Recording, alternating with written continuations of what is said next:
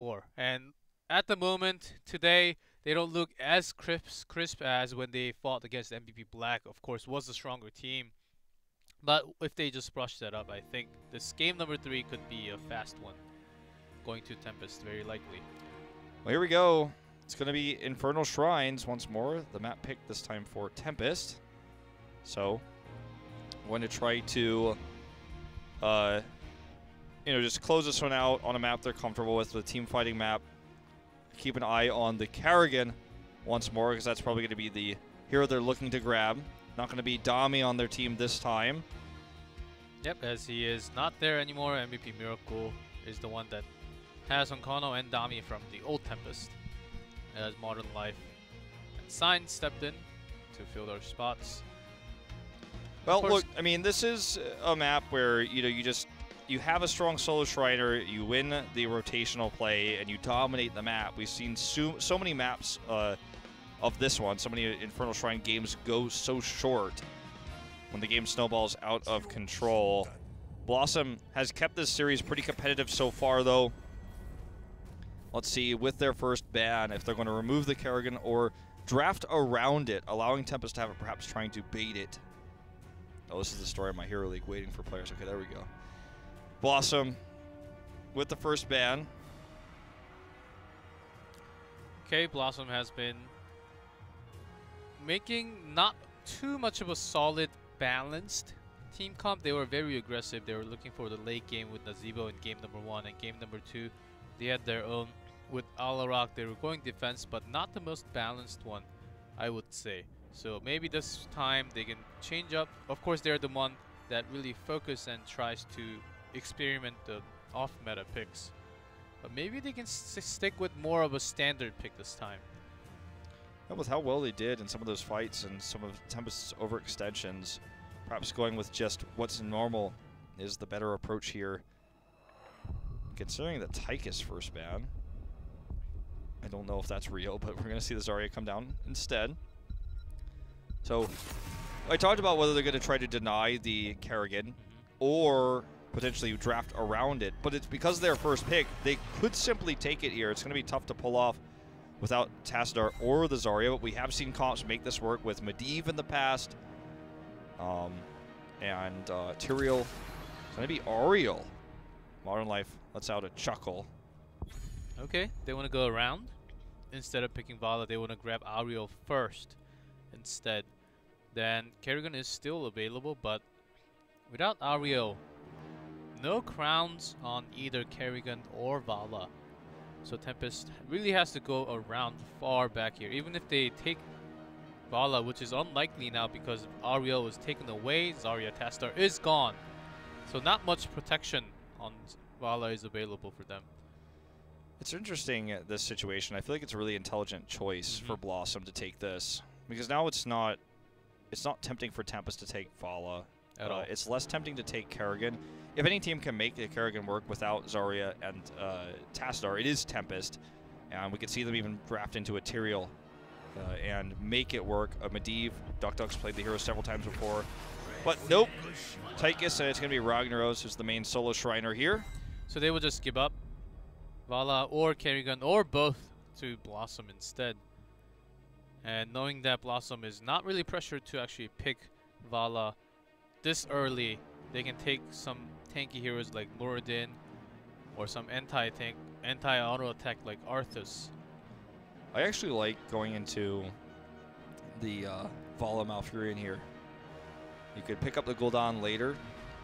You can also go Vala Gul'dan, because if you take the Malfurion, then Gul'dan will likely be banned. But if you have Gul'dan for his wave clear, it can also help Shrine really easily for you. You have two great sources of hope. It's going to be Karrigan, though. She's coming in. And it is Cheerleader Karrigan available today. Available in shop today. So nice skin. Nice skin. You and I are such salads right now. I will buy it right after. Call now while supplies last. 1-800. Okay. Tempest now they're onto the bans. They have Tychus, so Johanna is still a very good option for BlossoM, as they want to cancel out the auto attack. Also, exactly the same for Tempest here.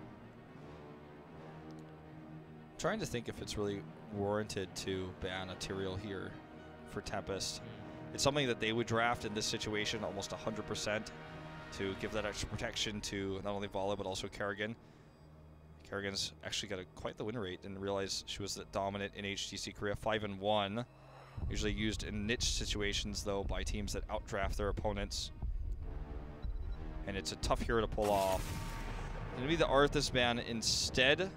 Just banning him for his strength right now in the meta, not specifically a counter to anything that Tempest has built right now.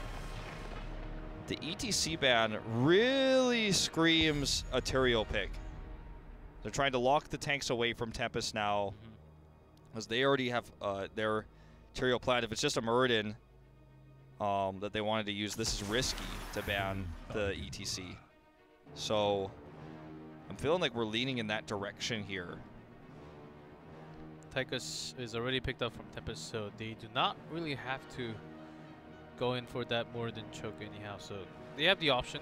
Sign will be the one often likely, and so they don't even want to give up more than here. Being greedy. I think BlossoM is just going to take Tyrael. It's not the hero that they normally run. It's not what they're known for. You just can't ignore the power of Sanctification and the extra shields that are provided to Kerrigan with such a draft. And the other big hero, again, to look out for in this is the Gul'dan. That would work well with Ariel. Medivh is a possibility because he can both protect Vala and Kerrigan. But I feel like it's less likely that we see the Medivh than if we see the Tyrael. Definitely Wiz the brains behind this draft right now. You can tell camera on him. Medivh will, of course, give that extra protection on Vala, either Vala or Kerrigan. But before, BlossoM had that double carry Vala and Nazeebo, and Tempest has been the one focusing targets so well. There's the Tyrael, but it's a Nubarak. We're full China now, as it's going into Tempest on the other side. We've seen Tyrael dive comps with Kerrigan and a Nubarak in China exclusively throughout the years, with some, you know, occasional usage obviously otherwise, but this is a common draft in China, even in the amateur leagues, something that has come up quite a bit. So now for Tempest, they have to pick a support, and this means it's going to be solo damage Tychus in terms of range. It's unusual to see the Zeratul and Ragnaros like this. If you do, it's usually with a variant, not a Muradin. So I feel like the draft for Tempest has no strong theme and is overall a bit gimmicky in its nature. Like, there's nothing, I don't look at this comp and go, oh, okay, the good thing about it is there isn't. They can still pair up the Sephiroth with Void Prison. That's basically the only thing I would actually see. And Karazim, of course, Hyde loves playing that. They have enough damage. Maybe this one will not be 7-sided strike coming out this time. It's going to be really tough to make this work in terms of range damage with all the melee up in front attacks they have. You've got Kerrigan against you, you've got Nubarak, Tyrael even. This is going to be difficult to work. If BlossoM is going to take a game in this series, of the three we've seen, this seems to be their best shot, their best draft going into Infernal Shrines. No Chat's been happy throughout this draft. We'll see if he's playing the Kerrigan or the Nubarak, as Tempest a little bit frustrated with the last game, but still look to close us out 3-0 as we go into Infernal Shrines for game number 3 of our last match here of week 6.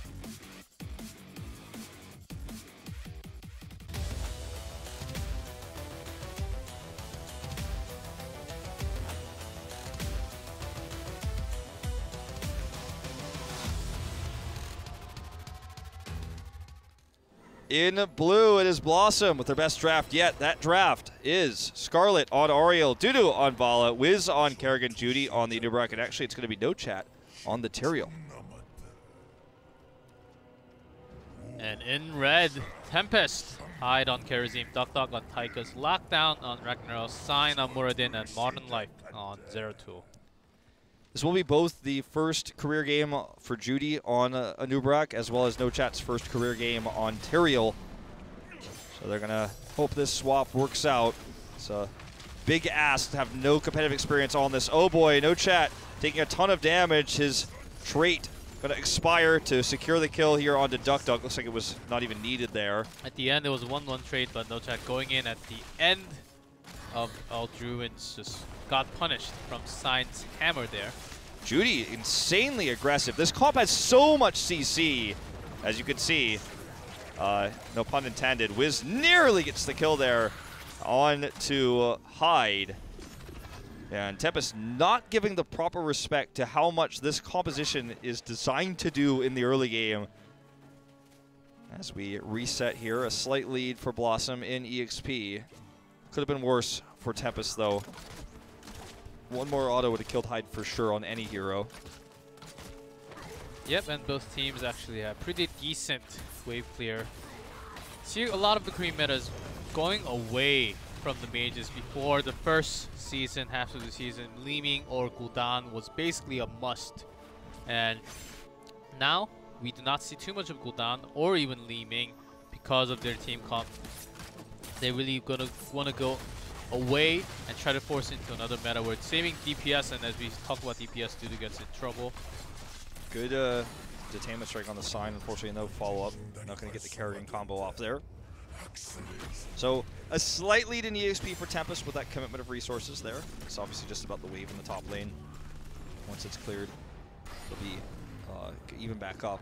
It's going to be the top shrine. Spawning now, the first shrine of this game.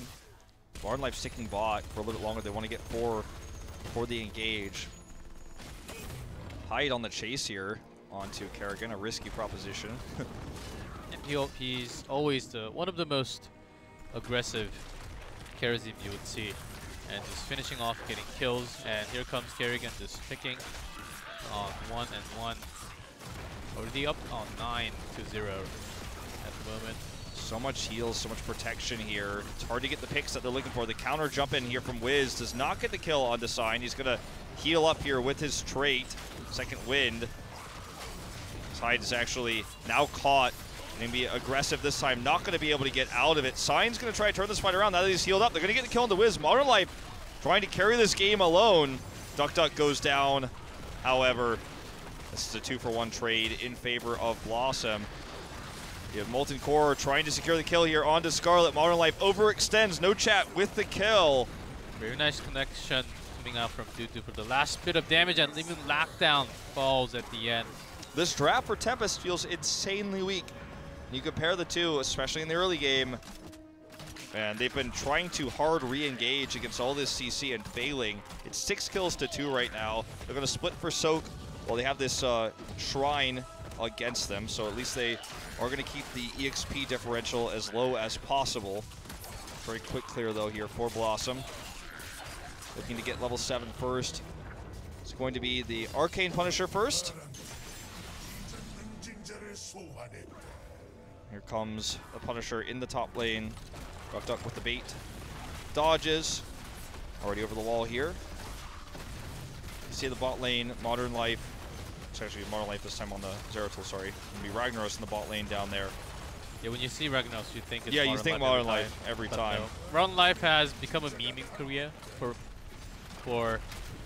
getting a solo kill as a Ragnarok, so makes sense. Lockdown's going to take the job this time. Modern Life plays both heroes. That's why I said it's unusual to have both the Zeratul and the Ragnaros, 2 melees on the same team. So that's why you see the swap for the most part. Memes aside. I'm going to see the normal Q build coming out here from Sign, by the way, into cooldown reduction. And no big commitment to any super Qs, no Pierce. So, as standard as it gets. Multi-shot coming out from Vala. Just looking to see if there's anything else super unusual here. Does not appear to be the case. And Ariel seems to provide that blind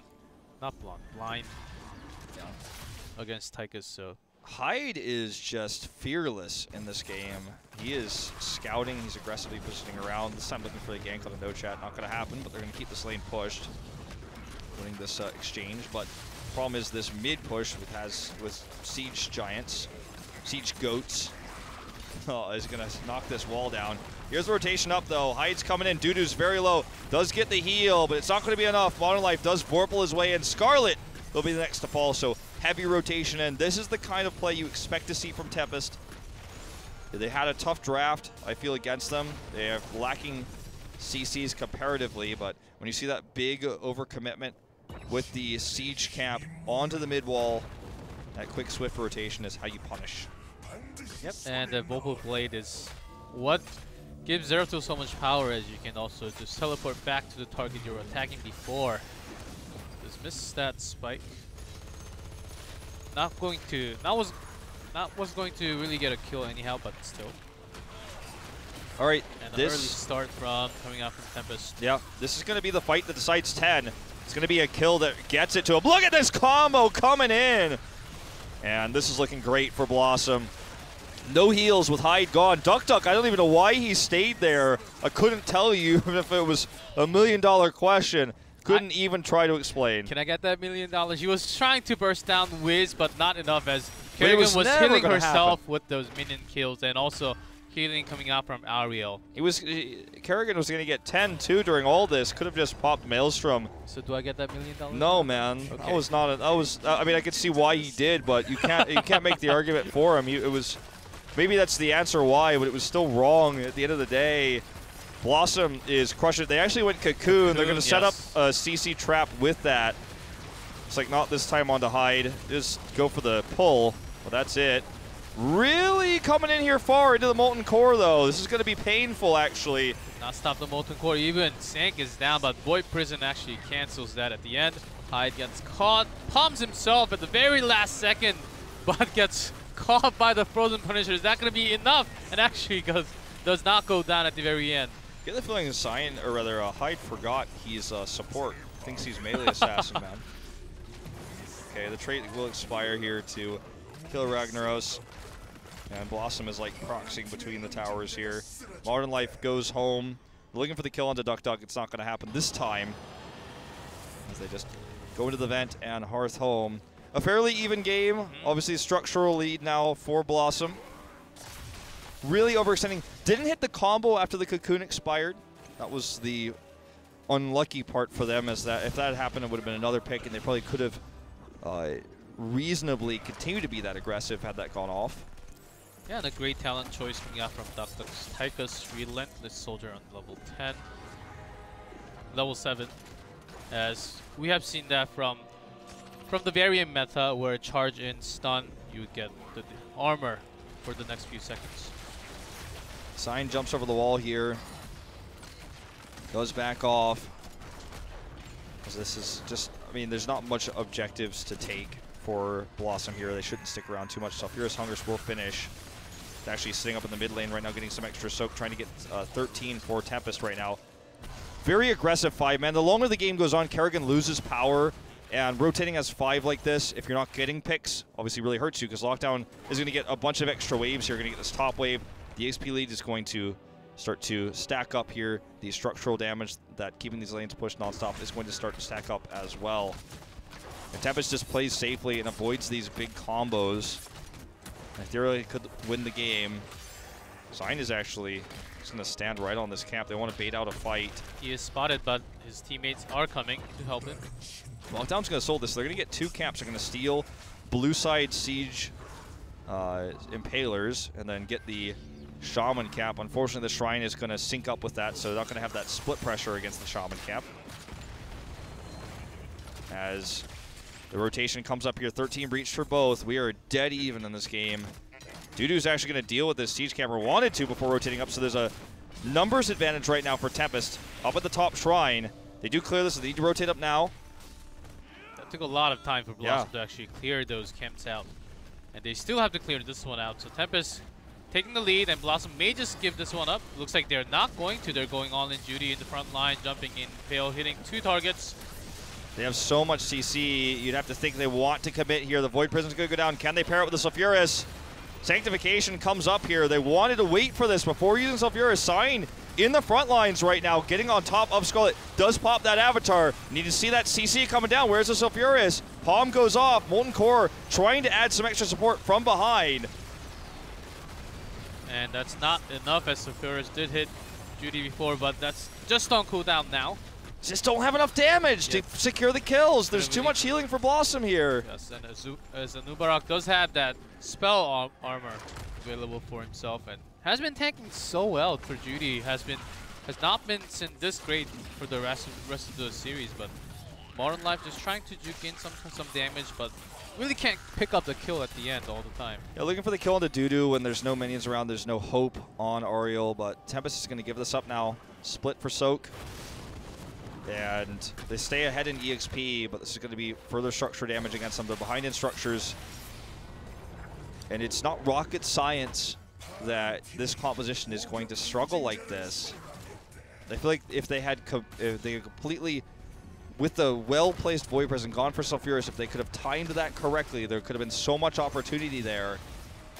Even with that, they couldn't really bring down any targets, and they are scared. If you look at the talents again, and even Karazim taking 6 cents, really being scared of those stuns coming out from Kerrigan and the Mubarak coming in. Okay, Punisher going into the second wall. All right, there is the pings going down here. This time they're going to go for the combo. Here we go. Does hit only one of them onto Duck Duck, actually, sadly. A lot of resources committed there. And now here's the smash onto Scarlet. He does Aegis himself. He wants to get that hope off, but he cannot. Right out of the Aegis, goes down. And it looks like Tempest wants to turn this. They want to wipe this. 2 dead, 3 dead. If they're allowed to really stall this fight for a longer day, BlossoM does not have the sustain, no heals coming out from Ariel anymore. But the Punisher is still pushing this keep though. Should be able to keep it alive. Did a lot of damage to the keep, but the key is that it survives. And now Tempest is going to take a massive lead in EXP, and they may look to get some counter structures. Now, this is a rare circumstance when the team that is behind in structures is ahead in EXP like this. So they're not going to get as much comeback mechanic, quote unquote, from all these forts, but still, there's 3 forts available. It's just EXP gaining interest throughout this game. So this is going to even push them further ahead in EXP when they get these late structures to try to get level 20 first. Up 2 levels now. Just that fort take. They're going to have these Siege Giants, or I keep saying Giants, but Impalers pushing mid as they go rotate down with that pressure to try to get this bot fort after clearing this wave.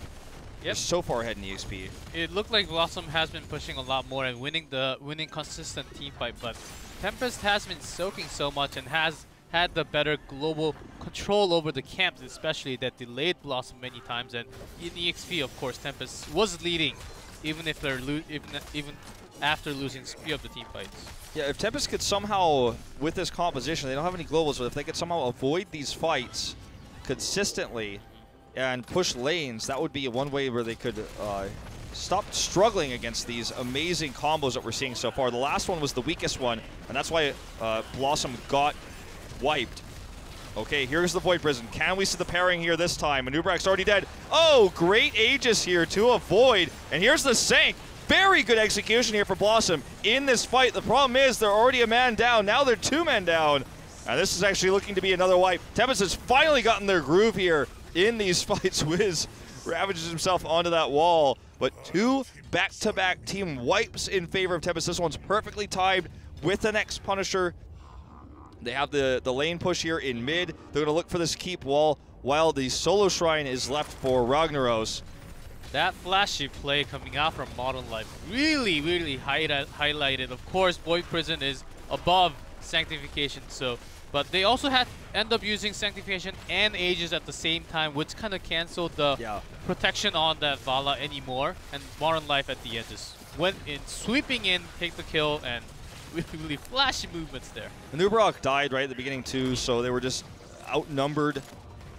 With the respawns coming up here, BlossoM pretty low in levels. They have quick respawns. They're coming back to try to catch these greedy pushes from Tempest, towards that keep, the keep wall down. Even use Cocoon to actually catch even one of them. But their talent choices, I gotta really like them. After getting those stuns. Okay, the damage from Vala is not just enough. Tempest concedes the point for now. They have a lead in Skeletal Defenders, so they know that they don't need to force it until the last moment here. They're going to come in looking for the kill into Scarlet once more, but look at all that hope built up. But caught by the Sulfurous Smash here. That's no more healing. They're going to have Sank in 2 seconds, but it's 2 seconds too late. Dudu goes down. And no chat, he sinks himself, it's not going to be worth it. He's trying to get the big explode here, only hits Duck Duck, and that he's not even going to secure the kill. 3 team fights, back to back, all 3 of them, 5-man wipes, 15 kills. They went from 7 to 22. And this will likely just be game. The Arcane Punisher 2, the strongest Punisher on the map. Duck Ducks gets the BM palm. Wow, I wouldn't realistically with this draft, I don't know if I'd really be too aggressive in terms of B-stepping or palming like this. They obviously have the game won, but this was not clean. Yes, and Void Prison at the very end just to stall some time, but they don't even need that as Sign declares the victory. On top of that core, the series goes to Tempest. That was a scary game, though. They had some serious trouble in the early game against the combos, but the later the game went, obviously the stronger the combination of Tempest was. They finally started to hit those combos. The Furious Masters were actually connecting. They were able to finally secure the kills onto Scarlet that they struggled time and time again in the early game to do. What an intense game there. I feel like Tempest is gonna, I mean, I see the relief in Duck Duck's face. It looks like Duck Duck, Hyde, and Martin Life, the 3 really happy. Sign, on the other hand, definitely not feeling too good about that series. The early game was obviously where the Kerrigan comp was going to be the strongest, and finally they turned it around. But that game was really, really, in terms of objectives, ahead for BlossoM. So what I'm trying to say here is this is a game Tempest wins in the late game, but it could have been an easier game for them had they drafted a little bit better. Yep, and also after Zeratul really hit that power spike at 16, that's when Modern Life started to go on Ariel or Vala. Just once